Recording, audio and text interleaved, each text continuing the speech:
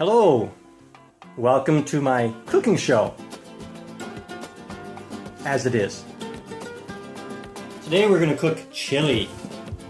I want to thank two people for their recipes that I based this chili recipe on. One is Rick Bayless from his Authentic Mexican Cookbook. It's based on his, the base sauce for the chili is based on his Carne con Chili Colorado recipe. The rest of the recipe is also based on the Frugal Gourmet's Cook's American Cookbook, Jeff Smith's Texas chili recipe. The rest is my combination of these two recipes, plus my knowledge of cooking and experimenting with chilies, and then the rest is up to you. The nice thing about this recipe, once you cook the chili base, you can make all kinds of varieties and ingredients that you add. It's really up to you. I like to cook beans in my chili. The original recipe doesn't call for beans, but I like beans. So I'm preparing the beans first here. One way to prepare beans is the slow method, which is soaking the beans overnight. I use the quick method, which you see here. What I've done is I've taken a pound of beans, put them in a pot, covered them with water, at least an inch and a half of water, and then slowly bring it up to a boil. Once it's boiling, as you see here, and turn off the heat, and you can let it cool for a little bit and drain the beans, and now your beans are ready. Okay, here are ingredients for our chili base. Start off with 8 medium dried chilies. Don't worry too much about what kind of dried chilies you use. These are chili mulatto. You can use chili de árbol, or doesn't really matter that much. Each variety will have its own influence on your chili experiment. But just go to any real good grocery store. Supermarket will have dried chilies, usually in the Mexican department, or go to a good Mexican grocery store and you'll find dried chilies.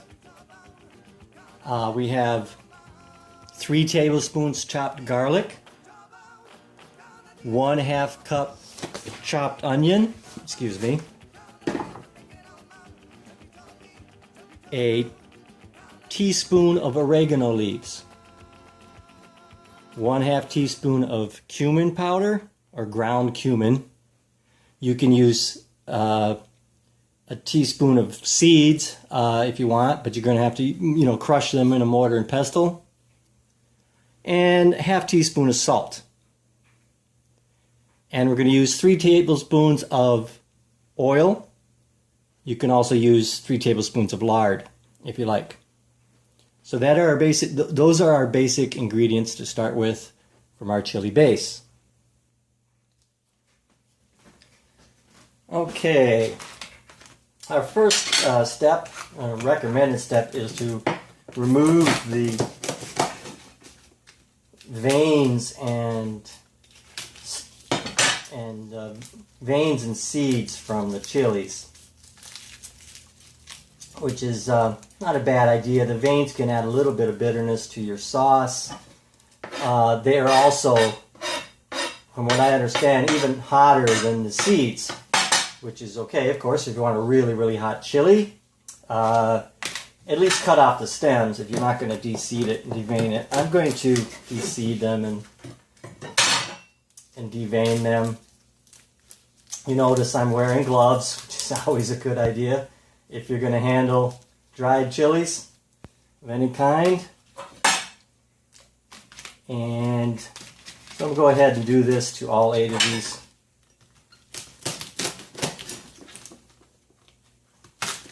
All 8 of these chilies. Okay, before we continue on, I should mention that for this recipe, you're going to want to have a blender or a food processor handy because we're going to make our chili base by blending our ingredients in this blender. So if you don't have a blender or food processor, run out and go get one right now before we continue. Okay, our next step in preparing our chili base is to boil some water. I got a pot of water, small pot of water. You see it's boiling here. And I have a large skillet that I have on medium-high heat or high heat. And I've had it on that heat for about 5 minutes now, so this pan is really, really hot. And what we're going to do is we're going to sear our chilies first. So just take some of these chilies, put them on the very hot pan, and I'm going to just push them down, press them down real good.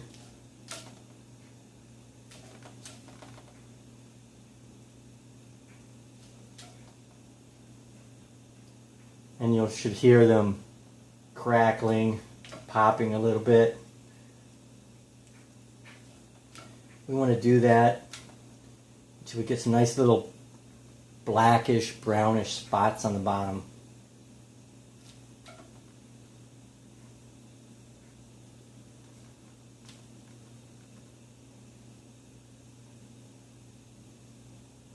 Okay, I probably could have preheated this a little bit longer. But you want to get some nice brown, black spots on the bottom. Do it on both sides. Okay, all our chilies are nice brown and seared on both sides. We're going to take our pot of boiling water. Just I got the heat off in the skillet. We're going to basically just cover these chilies.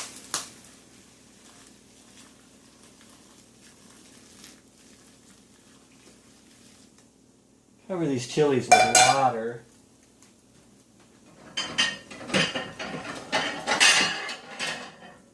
And I'm going to put a plate on it to weigh them down.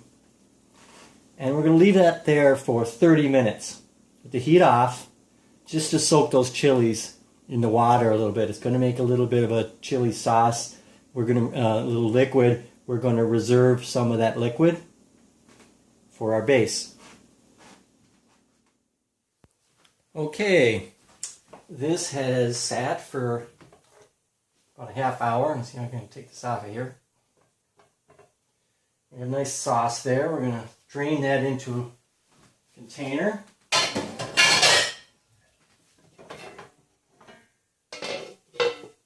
Just drain it back into our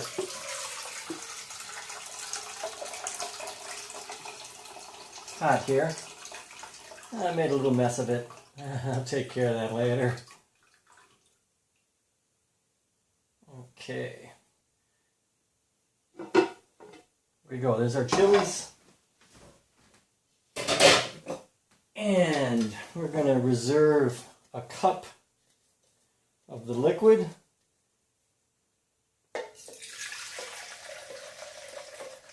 And there's a cup of the liquid that's going to go into our blender with the other ingredients. Okay, I'm going to chop up these chilies a little bit before I put them in the blender.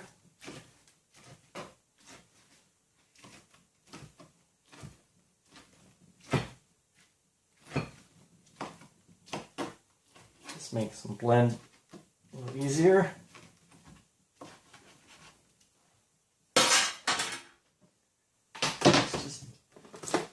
Let's just add those to our blender.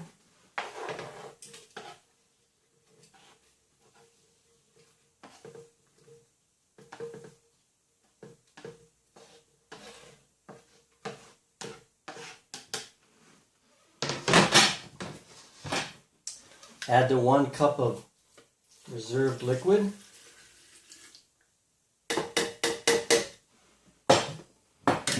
Add our other remaining ingredients, the onion, garlic, and spices.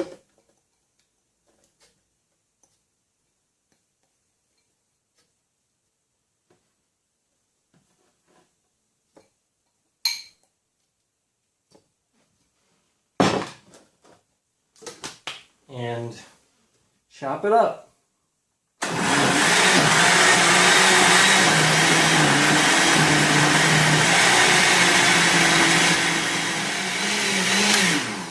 Alright, I've chopped that for, I don't know, 3 or 4 minutes. So it's chopped up real nice, so you got a nice puree going there. And there's our sauce paste. We're going to strain that into another container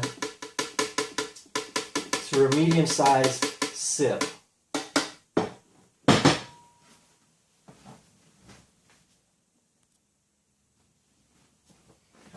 Okay, so take a medium screen sieve.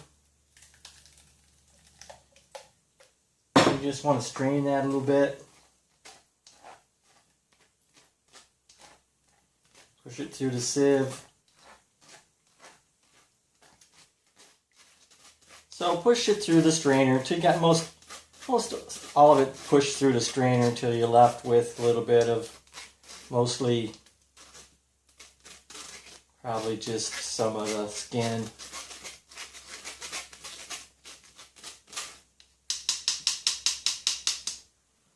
And there you go. That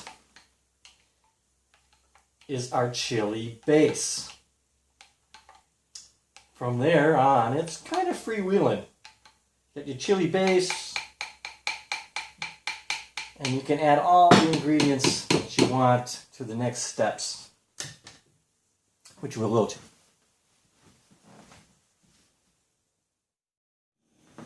Okay, we have our chili base, which is really the hardest part of making of this process. We got that all made. Now the fun part, we get to cook the meat. And any kind of meat, you could use a really good ground beef, like I am here, lean ground beef. You could grind your own chuck, which would be even better. Or finely chopped steak meat would be more traditional Mexican variety. I mentioned some vegetable oil as an ingredient. That was for cooking with, if you were using a ground steak or chopped steak. Vegetable oil is not really necessary when we're just grounding beef.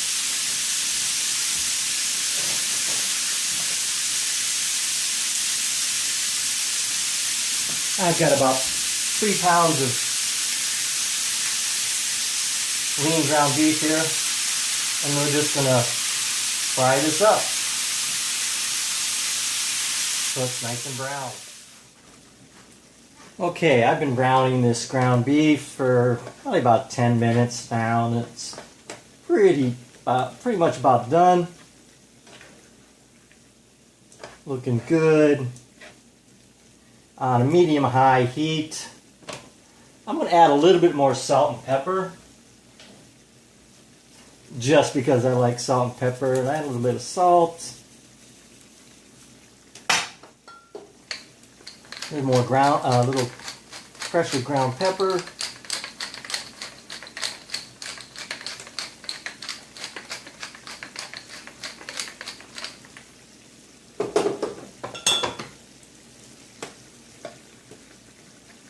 And I'm going to brown this for another couple of minutes. Okay. Now that the meat is browned, I stirred it frequently as I was browning it. We're going to add now the chili base.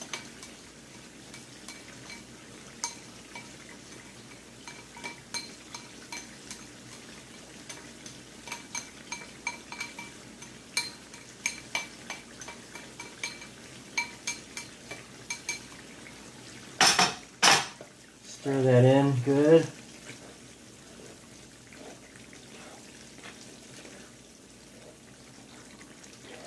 So stir in the chili base. Get it all nice and stirred. Then we're going to turn down the heat a little bit and simmer it in the chili base for 5 minutes. Okay, our meat is done. I'm going to take the meat and add it to a big old pot.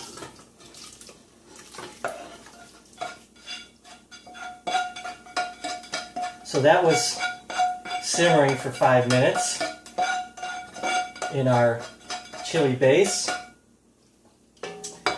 I'm going to add this to a pot, big pot. I'm going to add 2 cups of water.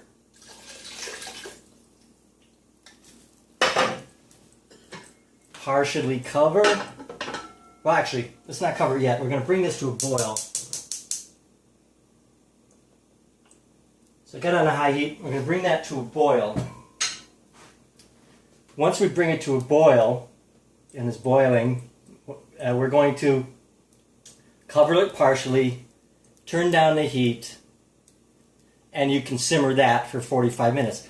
That would be your basic Mexican Rick Bayless style chili. Just that. But that's where you come in, and I come in, because I like more in my chili. So, once this comes to a boil, we're going to add whatever you want to our chili, which would include, with me, beans.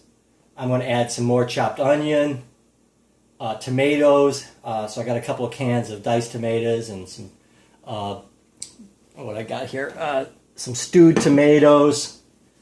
You can add anything you want at this point, and just simmer that for 45 minutes. Okay, that's coming to a nice boil. So we've got our meat and our base sauce, and we put it in 2 cups of water, and it's boiling nicely now, and we're ready to turn the heat down.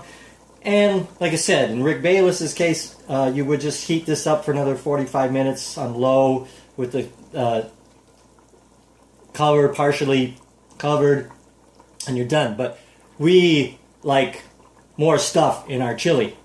And this is where you can add whatever you want. In my case, I'm going to start off, I mentioned beans. The beans I prepared earlier, 1 pound of beans. Throw that in a pot. I like my chili with tomatoes. So I got 2 cans, 14-ounce cans of diced tomatoes. Throw that in there. 2 cans of stewed tomatoes. I'm making a big batch of chili here. Throw that in there. I like more onion. So I'm going to add, I chopped a big onion. Now, if you want more work, you could saute that onion first, but yeah, I'm just going to throw it in here. Okay, some more onion. And what else? Let's see. Here's where you can get creative. Next, I'm going to add a can of Dr. Pepper Cherry Cola. Why Dr. Pepper Cherry Cola? Well, because I just had one. It was really good, so I'm throwing it in there. Yeah, that's good. Obviously, a very common ingredient would be maybe somebody might put in a cup or a can of beer. Preferably like a darker beer would be good, like a stout or whatever your preference. So, my cherry cola. You like your chili hot. Now you could add some more chopped peppers, like habaneros if you're really daring, or add some, in this case, I'm adding some more hot sauce. This is Cholula's chili garlic sauce. Throw in a little of that in there. Here's some roasted mango chili. Well, it's just sitting here on the counter. I can't resist. Get a spoon here. Chad had some roasted mango chili chipotle sauce. That's what I did. Why not, huh?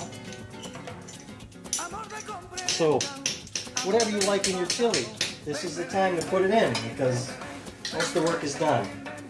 Okay, here's my chili. You want to put a lid on it partially. The heat's on it. And we're just going to let that simmer for 45 minutes to an hour. You can simmer it long as you want. You might, keep an eye on it, depending on what thickness you like your chili. I might very often add a little more water as it's cooking. But basically, that's it. Let this cook for 45 minutes to an hour or longer, and you have your chili. Thank you. Hope you enjoyed the show. Oh no, I don't have the eyes.